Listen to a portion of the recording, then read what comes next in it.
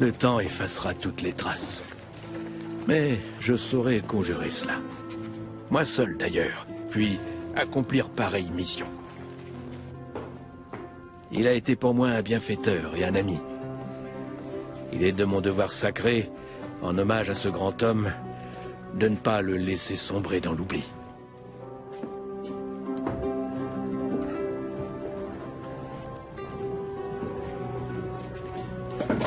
Bien des années se sont écoulées depuis ce mémorable jour de Noël où Charlemagne, mon roi, a été couronné empereur à Rome. Laudamus te, benedicimus te, adoramus te, glorificamus te. Le 25 décembre de l'an 800, Charlemagne est couronné empereur. Alors, à l'apogée de sa puissance, il règne sur un empire qui s'étend sur la majeure partie de l'Europe occidentale. Charlemagne est le souverain le plus puissant de son temps. Même le pape lui témoigne une déférence mêlée de crainte.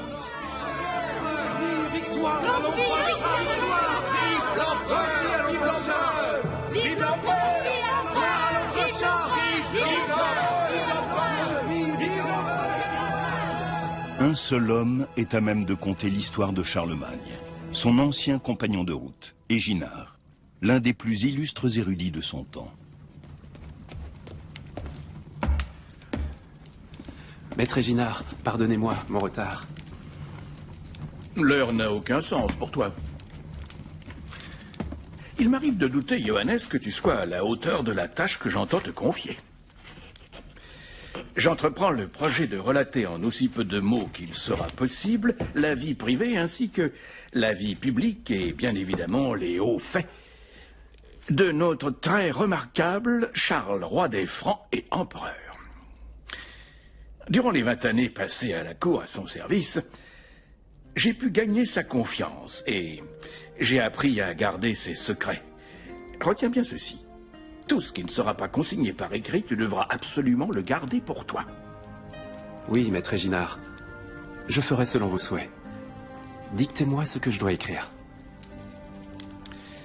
Cette œuvre portera le nom de Vita Caroli, la vie de Charles. Bien des années après la mort de Charlemagne, le lettré Éginard rédige en sa mémoire la plus célèbre biographie royale du Moyen-Âge. Il y présente le souverain comme un être de lumière, un monarque surhumain. Je m'efforcerai de couper court aux digressions. Qu'en était-il vraiment? Quelle est la part de mythe et de réalité dans cet ouvrage?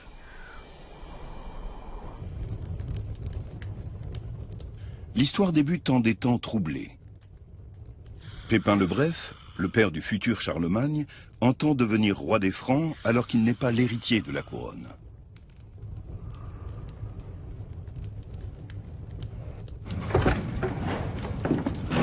Le jour se lève, Seigneur. Vous aurez veillé toute la nuit.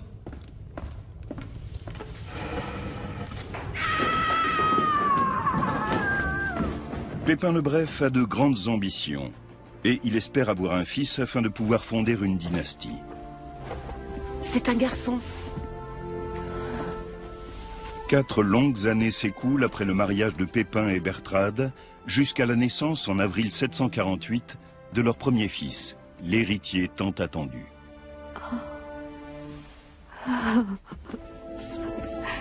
Va annoncer la nouvelle à ton Seigneur.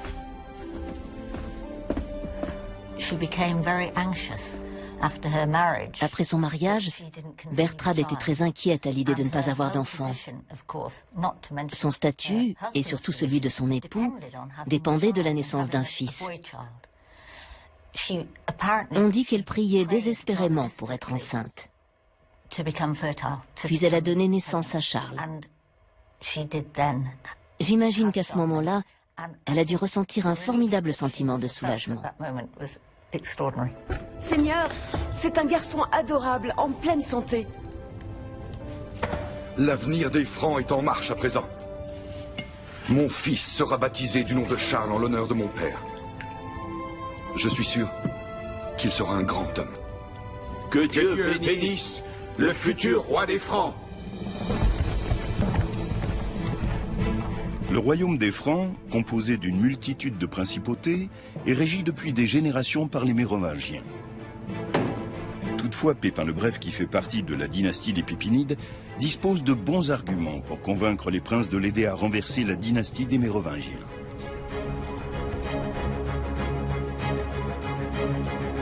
Pépin le Bref cherche à étendre son royaume. Sous la dynastie des Mérovingiens, les Francs ont conquis de nombreux territoires. Des parties de la France actuelle viennent s'ajouter aux régions de colonisation originelles situées sur les rives du Rhin et de la Moselle. En l'espace de 3 siècles, le royaume des Francs devient ainsi une grande puissance d'Europe centrale. De votre côté, abbé Burkhard, que vous a-t-on dit? J'ai entendu toutes sortes d'échos contradictoires. Je ne sais si l'on peut s'y fier. De Neustrie vient une rumeur qui dit qu'en Bourgogne et en Alémanie, des princes veulent rejoindre les rangs de Pépin le Bref, notre roi. Je vous remercie d'être venu aussi promptement. Le nombre des transfuges ne cesse d'augmenter. Le roi Childéric n'a désormais plus que de rares partisans. Il n'y aura bientôt plus aucun obstacle à mon triomphe. Seulement, sans un puissant allié prêt à prendre mon parti, les opposants n'accepteront pas la défaite. Abbé Fulrat, abbé Burkhard, que diriez-vous d'une mission à Rome?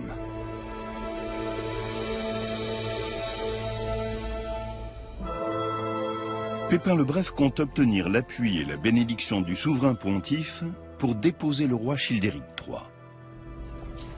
Mon brave abbé Fulrat, abbé Burkhard, je dois vous annoncer qu'après mûre réflexion, j'ai arrêté pour l'avenir du royaume franc une décision. Mieux vaut que la royauté revienne à celui qui possède le pouvoir, plutôt qu'à celui à qui ne subsiste plus guère d'autorité. Aussi, en vertu du pouvoir apostolique, le maire du palais Pépin sera fait roi des Francs.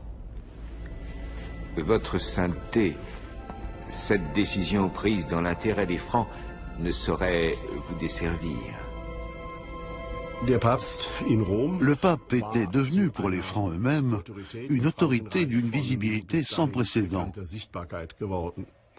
Il semble que Pépin le Bref ait éprouvé la nécessité de trouver en dehors de la noblesse et de l'épiscopat franc une instance pour légitimer et affermir ses ambitions politiques. Il n'avait guère d'autre choix que de se tourner vers le pape. Ainsi fut fait selon les ordres du pontife romain et le père de Charles, Pépin, fut élevé au rang de nouveau roi des Francs. Quant au dernier souverain mérovingien, Pépin lui fit raser la tête et il lui imposa de finir ses jours cloîtré dans un monastère. Retourne donc à ton pupitre, Johannes. Cela faisait longtemps que les rois mérovingiens n'exerçaient plus le pouvoir. Ils n'avaient plus de roi que le nom. Ils arboraient fièrement le cheveu flottant et la barbe longue, et une fois sur le trône, ils jouaient à gouverner. Pépin allait continuer à procéder avec une grande habileté. Il fit la promesse au pape de défendre Rome contre tous ceux qui la menaceraient. Il prit ainsi le rôle de protecteur de l'Église. En contrepartie, Pépin reçut, ainsi que son fils Charles et son deuxième fils, qu'il nomma Carloman, l'onction papale qui sacre les rois.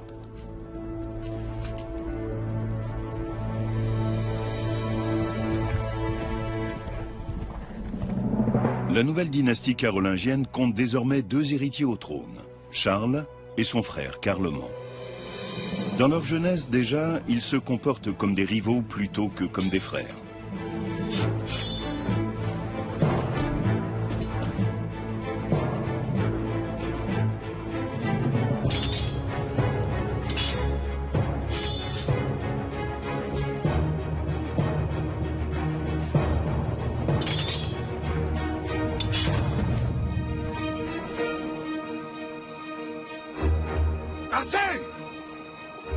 Cessez immédiatement! Carloman, le cadet, est plus adroit et remporte souvent les duels qu'il se livre. Charles ressent certainement ses défaites comme une humiliation.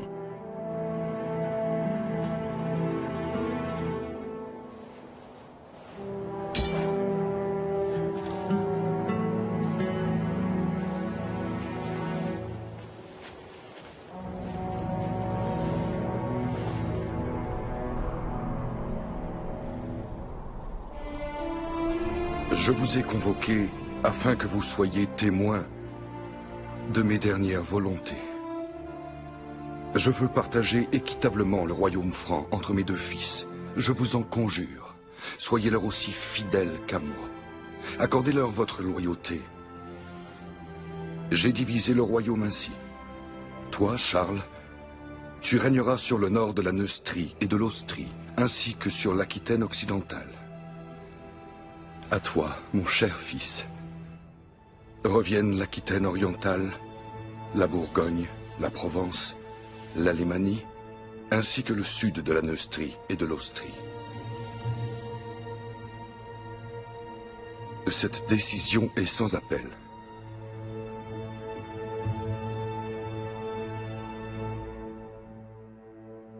De prime abord, le partage du royaume semble équitable. Pourtant, Charles se sent lésé. Son royaume s'étire en arc de cercle autour de celui de son frère, et il doit donc effectuer des déplacements nettement plus longs pour se rendre d'une région à l'autre.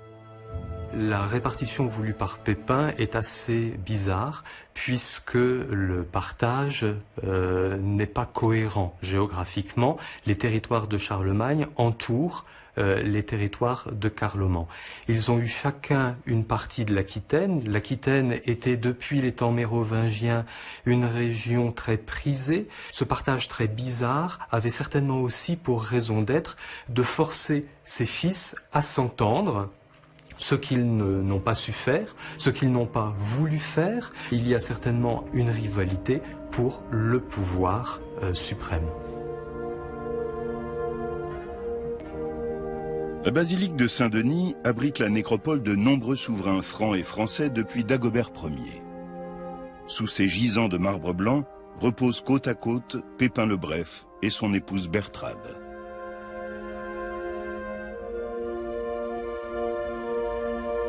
Lorsqu'il partage son royaume entre ses fils, Pépin le Bref est loin d'imaginer que cette décision sera lourde de conséquences.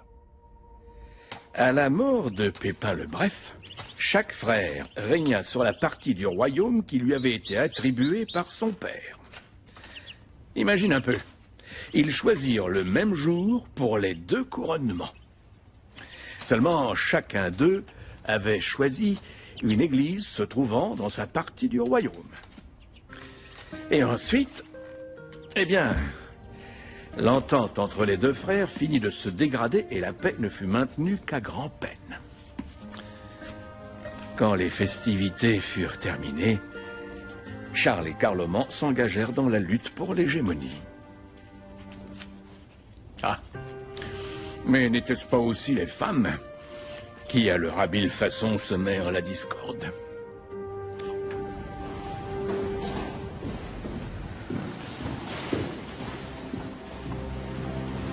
Ton père aurait approuvé.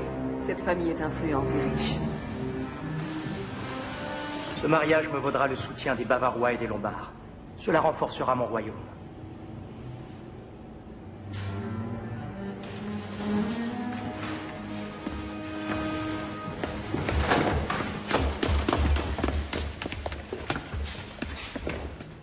Je vous donnerai vite des nouvelles. Que Dieu te bénisse, mon fils.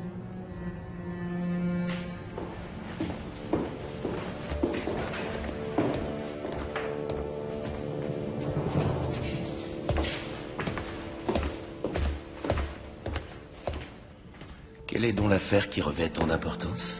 Quelle force mon frère à nous rendre visite? Ne sois pas si hostile, Charles. Et réfléchis bien à ceci. Tu as beau être souverain, le pouvoir ne t'est pas acquis. Tant que tu es de mon côté, mère, je n'ai pas à craindre mon jeune frère. Je te soutiendrai toujours, mon fils aimé, tu le sais bien. Mais ne sous-estime pas ton frère. Il a des alliés puissants. Les relations entre princes étaient souvent complexes et tendues.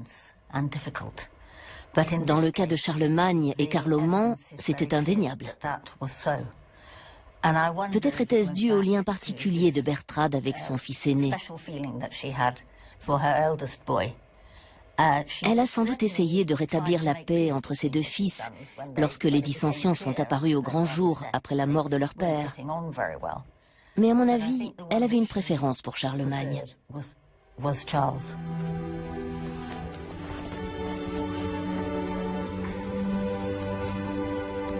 Mon cher roi, ne crois-tu pas qu'un héritier viendrait à point nommé? Quelle infamie si, dans ce domaine, ton frère venait à te devancer. J'ai une nouvelle qui peut t'intéresser. J'ai surpris une conversation dans laquelle Carloman disait qu'il aurait bientôt une épouse.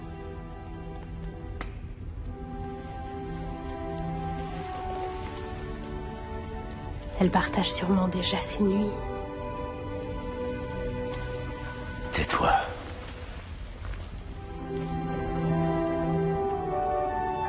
Tu n'as aucune inquiétude à te faire à ce sujet.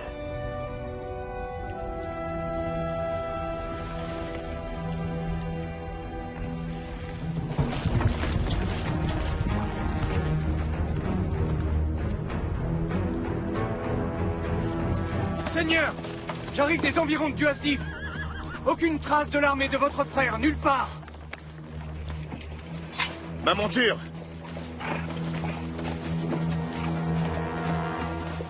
Aux frontières du royaume, une révolte éclate en 769.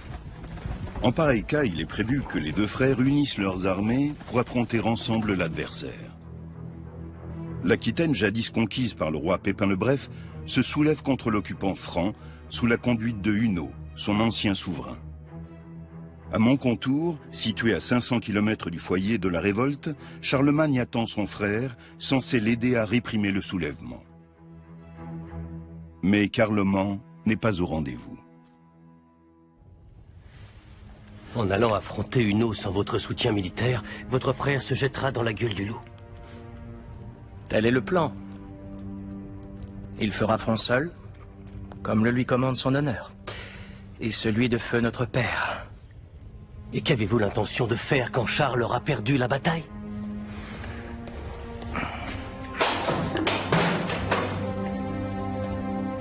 Quelle noble visite. Mais que me vaut l'honneur? Aussi loin que remonte notre histoire, les rois francs ont fait front commun. Nous avons juré fidélité à cette loi sacrée. Ne t'en souviens-tu pas?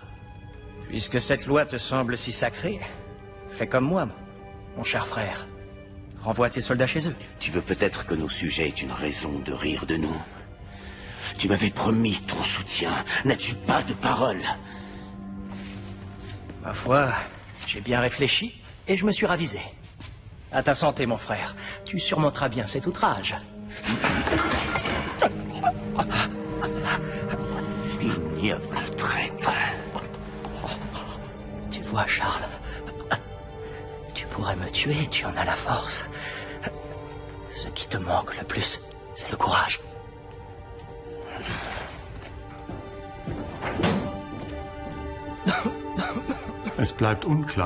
Les raisons de la défection de Carloman restent obscures. Avait-il l'intention de placer son frère en position délicate? Avait-il scellé une alliance avec les Aquitains? Peut-être de vieilles hostilités opposaient-elles encore les deux frères. Quoi qu'il en soit, les sources existantes ne sont pas claires à ce sujet. Ce qui est certain en revanche, c'est qu'à la suite de cette discorde, Charlemagne a dû faire front tout seul. Charlemagne tombe dans le piège tendu par son frère. S'il renonce au combat, ce sera un aveu de faiblesse de sa part. Mais affronter seul l'adversaire représente un risque considérable, car Charlemagne ne peut se permettre une défaite. Un roi ne reste roi que si la fortune des armes, et par là même Dieu, lui est favorable. Peut-être Charlemagne s'engage-t-il avec assurance dans cette aventure, car il dispose d'armes et de techniques tout à fait novatrices pour l'époque.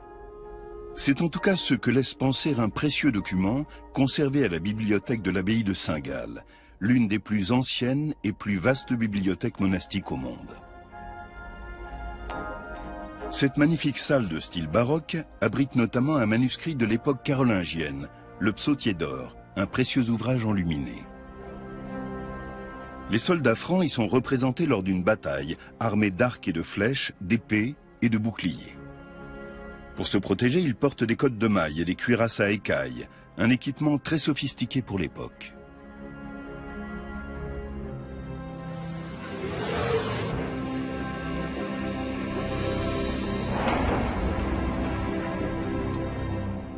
L'armée de Charlemagne était extrêmement bien équipée. Et surtout, ce que l'ennemi voyait en premier, c'était les guerriers en armure, qui étaient terrifiants. Une équipe de chercheurs va réaliser une expérience afin de déterminer la vitesse et la force de pénétration d'une flèche au moment où elle frappe une armure. À cette fin, la flèche sera filmée au moyen d'une caméra à haute vitesse. Un buste en savon, dont la densité est comparable à celle du corps humain, fait office de mannequin. Le tireur est placé à 10 mètres de sa cible.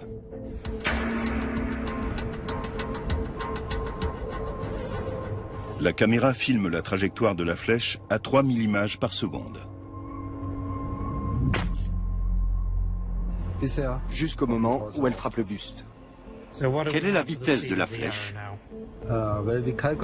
D'après nos calculs, elle atteint 45 mètres à la seconde, ce qui correspond à 162 km/h. C'est rapide.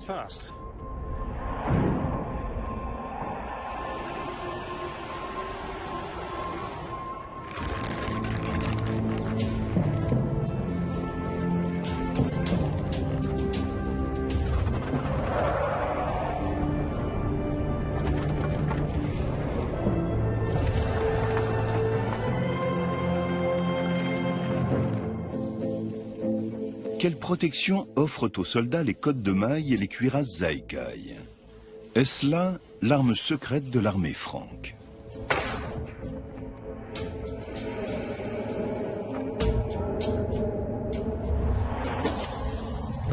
La cotte de maille était la protection la plus répandue à l'époque.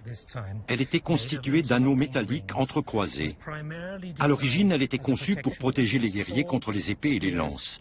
Comme l'ont montré nos expériences, elle n'était pas très efficace contre les flèches, même si elle pouvait en arrêter quelques-unes.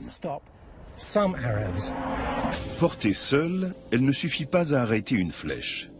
Mais elle absorbe si bien le choc que la pointe de la flèche est ensuite aisément amortie par le pourpoint, porté sous la cotte de maille. Les cuirasses Zaïkai, en revanche, offrent une protection remarquable, car elles font ricocher les flèches. L'armée de Charlemagne, organisée en colonnes sur plusieurs rangs, s'engage en territoire aquitain. Galvanisés par la détermination sans faille de leur chef, les Francs se lancent à l'assaut des unités ennemies.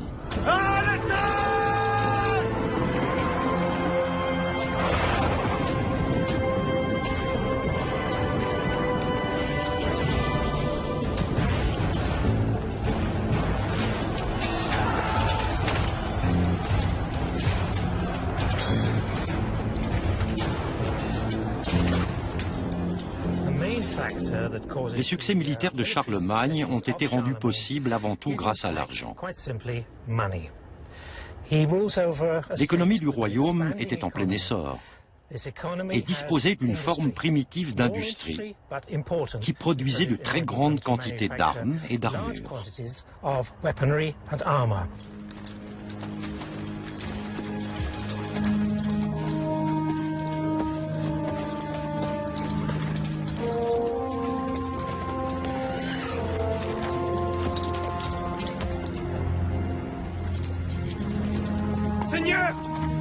Seigneur, vous avez un fils. Votre épouse vous a donné un fils. Nous avons un héritier. Nous serons les Francs, toujours vainqueurs. Allez.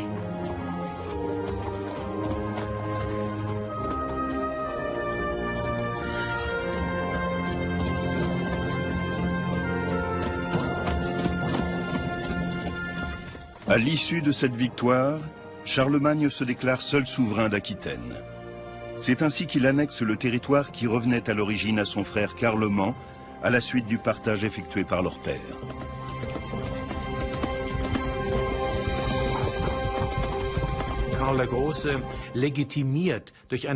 Grâce au succès de cette campagne, Charlemagne légitime son pouvoir. Il s'impose auprès de ses hommes comme un chef de guerre capable de vaincre.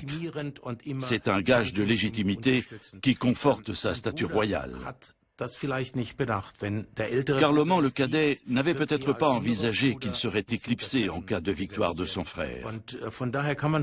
Avec le recul, on peut estimer que Carloman aurait sans doute mieux fait d'aider son frère à rétablir la paix en Aquitaine.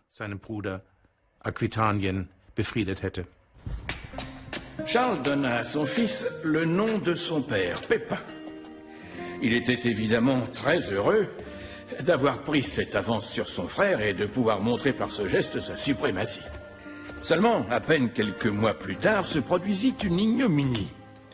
Carloman eut lui aussi un garçon comme premier-né et lui donna également le nom de Pépin. C'était une grave provocation envers son aîné.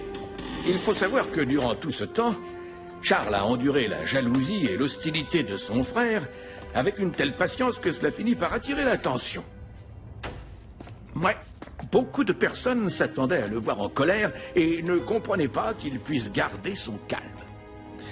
Il ne rendait de compte à quiconque, il réglait ses affaires à sa manière. Jusqu'au jour où il devint clair que sa mère Bertrade s'était également mise en tête de régler ses affaires, mais à sa manière à elle.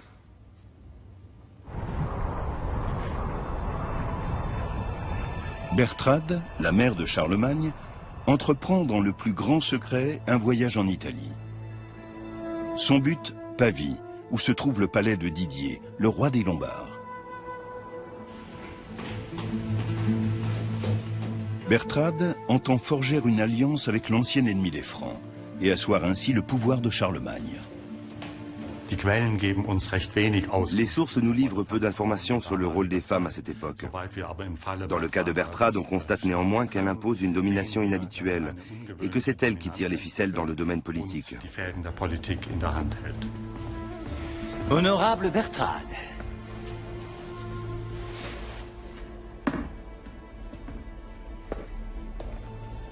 Si je puis me permettre, je trouve que vous êtes une femme d'une stature remarquable. Je vous remercie, cher roi Didier. Voilà qui ouvre agréablement notre rencontre. Sachez-le, nous ne cessons pas d'être surpris par la distance entre les fiers rois de Lombardie et le royaume des Francs. Il serait peut-être temps d'initier un rapprochement. Je vous en prie, laissez-moi vous présenter ma fille Désirée. Charlemagne doit épouser la princesse Désirée afin de sceller l'alliance avec les Lombards. Le royaume de Carloman sera ainsi enclavé au milieu des possessions de son frère et pourra être contrôlé depuis le nord, l'ouest et le sud. C'est en tout cas la stratégie initiale de Charlemagne. Toutefois, le pape Étienne III voit d'un œil méfiant une alliance entre les Lombards, ennemis jurés de Rome, et les Francs, qui étaient jusque-là les protecteurs de l'Église. Le pape voit même dans la manœuvre de Bertrade la main du diable. Il décide d'écrire sur le champ au roi des Francs. Dès le paradis, Satan a agi par l'entremise d'une femme. Quand il a voulu que la loi divine soit violée, une fois encore, il recourt au même stratagème. Cette idée de mariage lui a été soufflée par le démon. Le noble et sublime peuple franc ne peut certainement pas se compromettre en s'unissant à ces Lombards perfides. C'est au nom de Saint-Pierre lui-même que je conjure Charles, roi des Francs, par l'épouvantable jour du jugement dernier, de renoncer à épouser la fille du roi de Lombardie. En dépit de l'opposition du pape, Bertrade parvient à ses fins. Charlemagne répudie sa femme, Imiltrude, qui, comme le veut la coutume en ces temps-là, est bannie et envoyée dans un couvent pour le restant de ses jours. On sait malheureusement peu de choses à son sujet. On ignore notamment de quelle famille elle était issue, même si on peut supposer que cette famille n'était pas très puissante. En effet, on n'a pas connaissance de protestation à la suite de cette répudiation, alors même que Imiltrude avait donné un fils à Charlemagne. Ce fils prénommé Pépin deviendra Pépin le Bossu. Après la répudiation de Imiltrude, on ignore ce qu'il est advenu d'elle, car les sources passent cette question sous silence.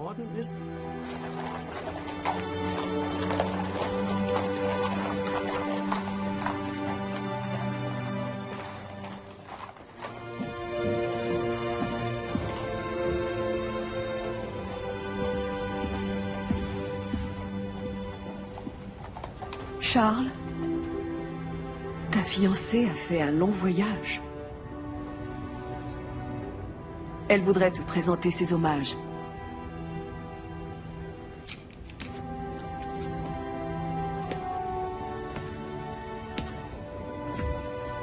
J'espère que vous avez fait bonne route.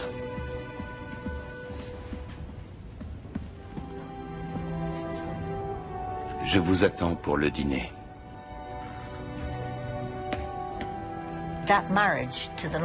Ce mariage avec la princesse lombarde promettait d'être utile. Le roi des Lombards avait marié toutes ses filles à de puissants souverains, et Charlemagne s'est en quelque sorte introduit dans ce maillage de pouvoir déjà en place. Carloman décide alors de prendre l'initiative.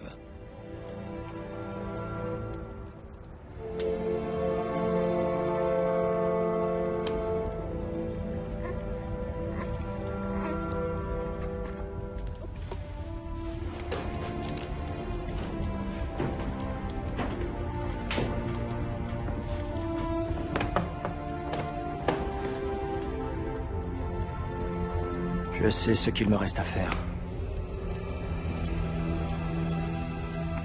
Notre deuxième fils recevra le saint baptême du pape en personne. J'enverrai dès demain une requête à Rome.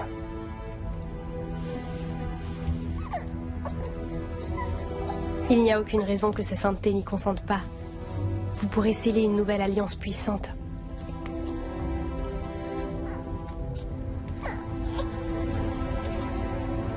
Mais Charles, et je ne te parle pas de Bertrade, ne voulait pas que se forme une alliance entre Carloman et le pape Étienne III. Et il réussit à l'empêcher. Ou plutôt, sa mère, devrais-je dire. Une fois de plus, Bertrade tira les ficelles et intrigua à sa manière. Tant et si bien que le pape finit par se ranger à son avis.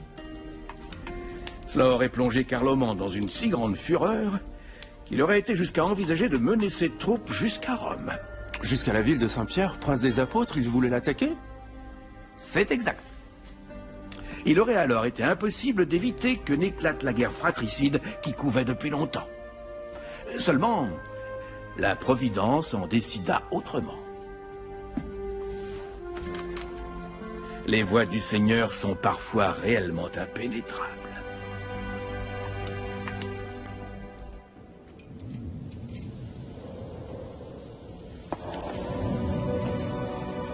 C'est le destin qui empêchera une guerre fratricide.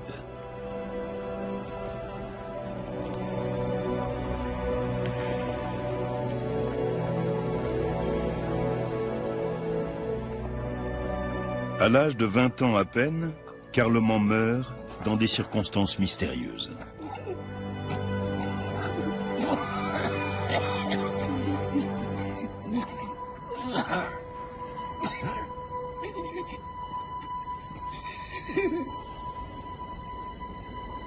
La mort de ce frère détesté ouvre à Charlemagne des perspectives insoupçonnées.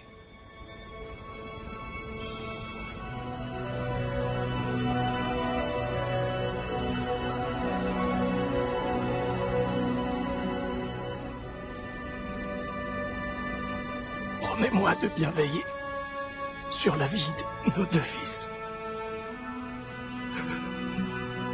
Méfie-toi de mon frère comme de la peste. Ne le laisse pas leur extorquer la couronne de notre lignée.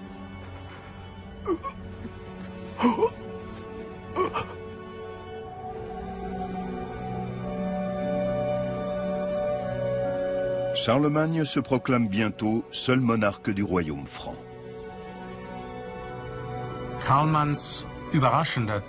La mort inattendue de Carloman a été providentielle pour Charlemagne. Pour ma part, je ne suis pas certain que ce décès soit tout à fait naturel.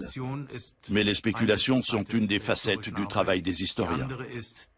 En l'occurrence, les sources sont les récits de témoins qui, dans ce cas précis, ne livrent aucun indice quant à une quelconque intervention de Charlemagne dans la mort de son frère.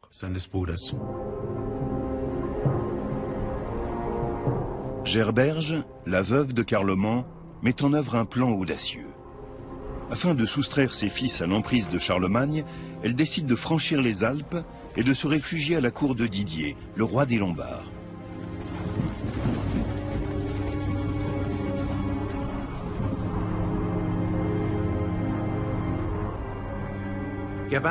Gerberge s'est enfuie en Italie, car elle espérait sans doute que la protection des Lombards lui permettrait d'échapper à son beau-frère, dont la puissance ne cessait de croître.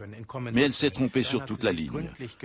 2 ans après, Charlemagne s'est lancé à la conquête du royaume lombard, et dès lors, tout espoir était perdu pour les héritiers de Carloman.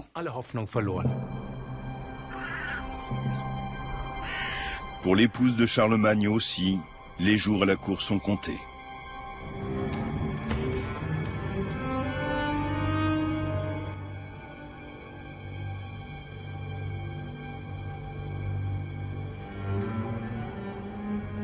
Où donc est ton épouse?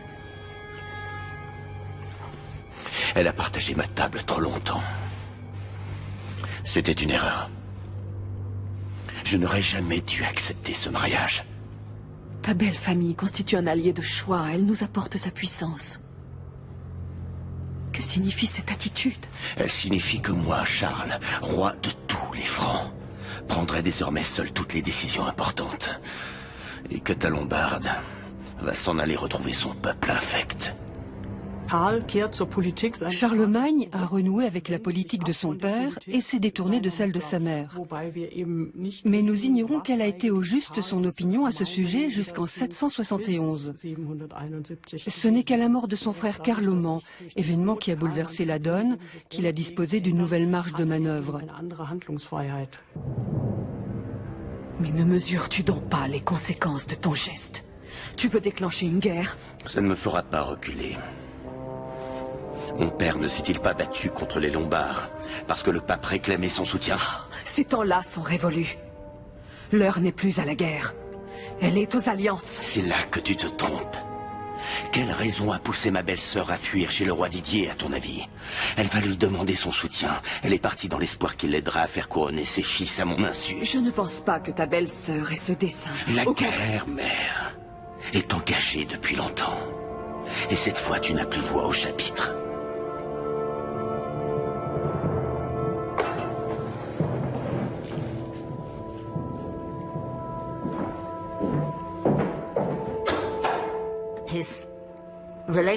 Les relations de Charlemagne avec l'Italie étaient en train d'évoluer. Il avait l'intention de sceller une alliance avec la papauté et donc de rompre avec les Lombards. De plus, il voulait se remarier avec une femme issue de l'aristocratie franque, ce qui était plus normal qu'un mariage avec une étrangère. Il projetait de s'unir à une famille puissante qui lui apporterait un soutien militaire et politique.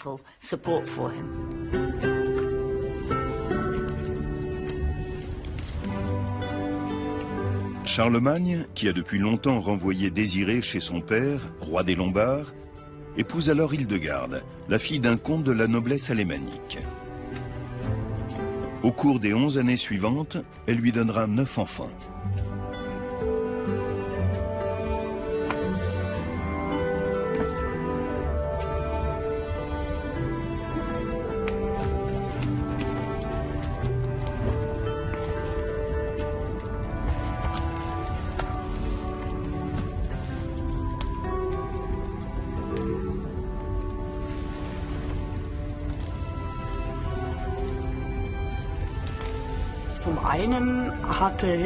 Hildegarde avait de la famille dans l'ancien royaume de Carloman. Son père est ainsi devenu un soutien majeur pour Charlemagne dans cette partie du royaume.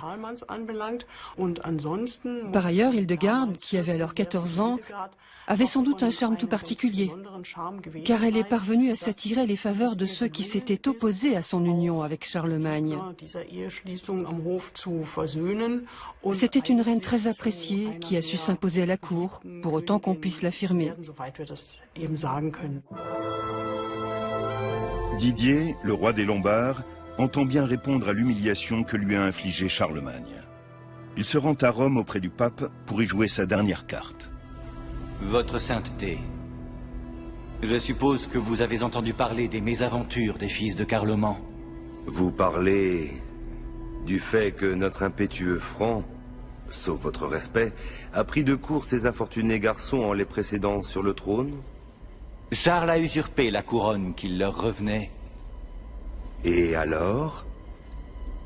Quel rôle croyez-vous que je puisse jouer dans cette partie? Votre sainteté, avec tout le respect que je vous dois, il n'y a que vous qui ayez le pouvoir de légitimer la couronne dont s'empare un souverain.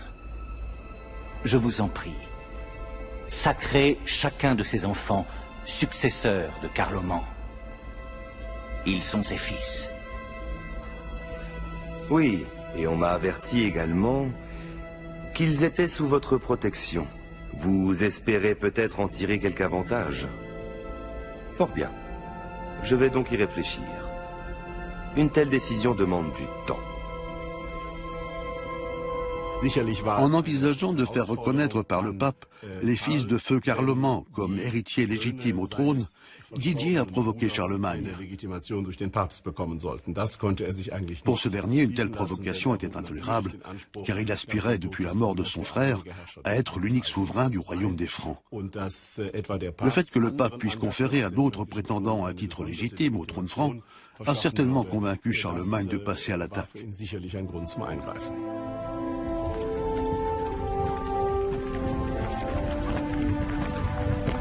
Au mois de mai 772, la guerre contre les Lombards semble inévitable. Cependant, l'attitude de Charlemagne envers ses neveux irrite de nombreux princes du royaume. Lorsque le roi des Francs procède à l'inspection annuelle de ses troupes, la situation est tendue. Prince Gérold, le fidèle vassal de mon défunt frère. Le vôtre désormais par la volonté de Dieu. Et aussi mon nouveau beau-frère. Allons, venez. Nous n'avons pas de temps à perdre.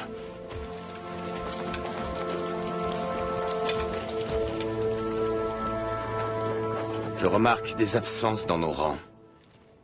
Cela me peine. Je déplore de voir des princes francs refuser leur loyauté à leur propre souverain et donner leur approbation à un Lombard qui nous déteste. Mais laissons pour l'heure un répit aux Lombards. Allons plutôt nous occuper des Saxons. Quand Charlemagne a répudié son épouse lombarde, il savait que cela entraînerait une guerre contre les Lombards. Mais il savait aussi que dans ses propres rangs, du fait de sa mère, des voix s'élevaient contre l'idée d'une campagne en Lombardie. Il lui a fallu d'abord surmonter cette résistance avant de pouvoir lancer une offensive contre les Lombards. En bon roi guerrier, il a mis cette période à profit pour organiser une campagne contre les Saxons. Car un roi à l'époque devait sans cesse faire la guerre. C'était sa principale occupation.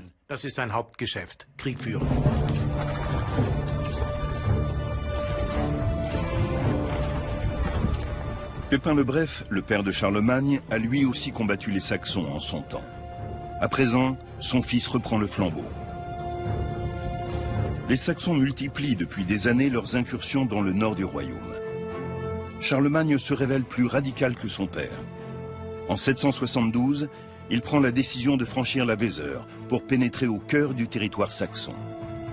Faisant preuve d'une violence sans précédent, ses armées vont mettre à feu et à sang les villages de l'adversaire.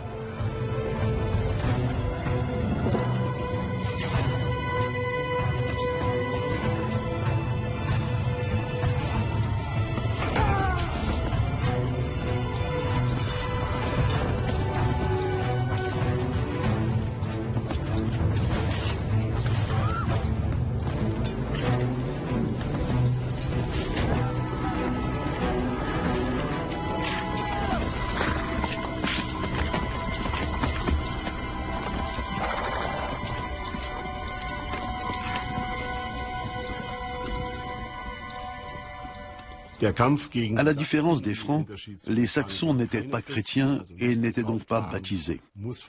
Dès le départ, cette guerre avait un aspect religieux. Le paganisme était une composante de l'identité politique et ethnique des Saxons, et il fallait l'anéantir si l'on voulait soumettre ce peuple. Pour Charlemagne, l'assujettissement militaire et la christianisation de la Saxe étaient indissociables. C'étaient les deux faces d'une même médaille. Qui étaient au juste les Saxons? Comment et où vivaient-ils? Dans le massif de l'Egegebirge, en Rhénanie-Westphalie, se trouve une curiosité naturelle, les Externsteine, d'imposants rochers qui auraient été un lieu de culte saxon. Jadis, les païens de Germanie honoraient leur divinité en sacrifiant des animaux. Mais ces cavernes ont-elles été utilisées par les Saxons du temps de Charlemagne? C'est l'hypothèse que cherche à vérifier le physicien Clemens Woda. À cet endroit, ça paraît bien. On va percer exactement là où la coloration est forte.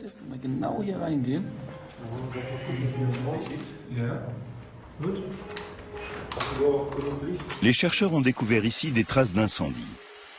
Reste à déterminer à quelle époque on a fait du feu dans cette caverne. Clemens Woda espère que la datation par luminescence de l'échantillon prélevé pourra apporter une réponse à cette question. C'est l'échantillon? Oui, ça paraît prometteur.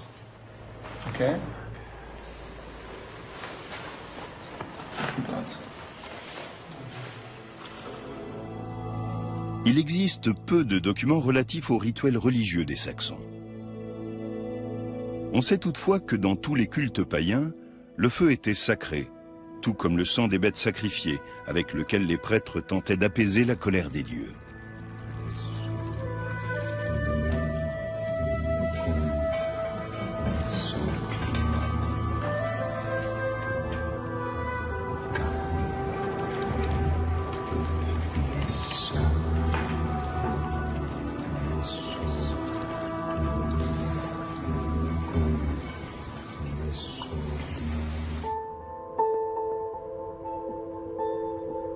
Clemens Woda établit une datation de l'échantillon grâce à la technique de luminescence par stimulation optique.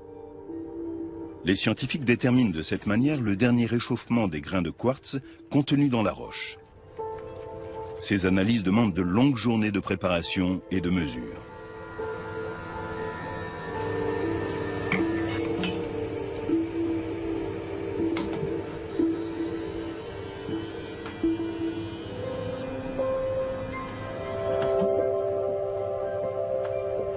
Les résultats indiquent la présence de feu dans ces cavernes au cours d'une période comprise entre les 8e et 16e siècles, donc déjà au temps des guerres entre Francs et Saxons.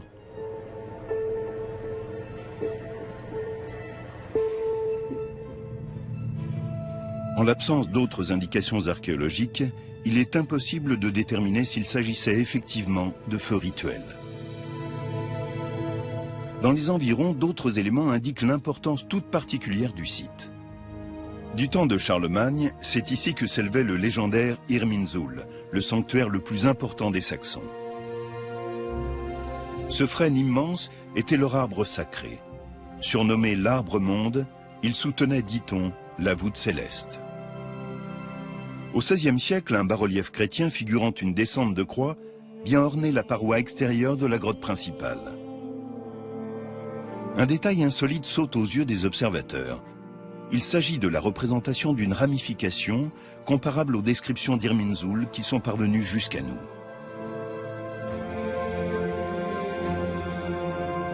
Ce bas-relief indique-t-il qu'ici se trouvait jadis l'illustre sanctuaire des Saxons? Cela expliquerait les efforts acharnés de Charlemagne pour soumettre ce territoire.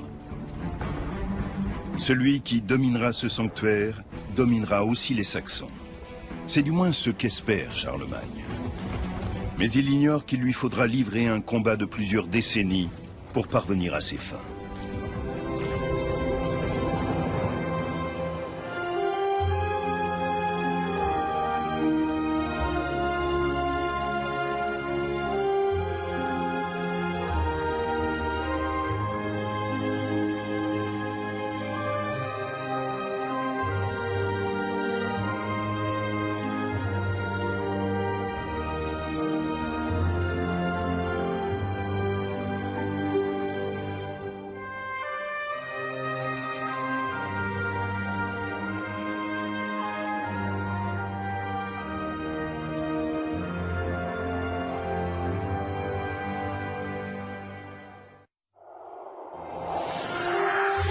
Dans un instant, le coup de génie de Charlemagne pour mettre un terme à 33 ans.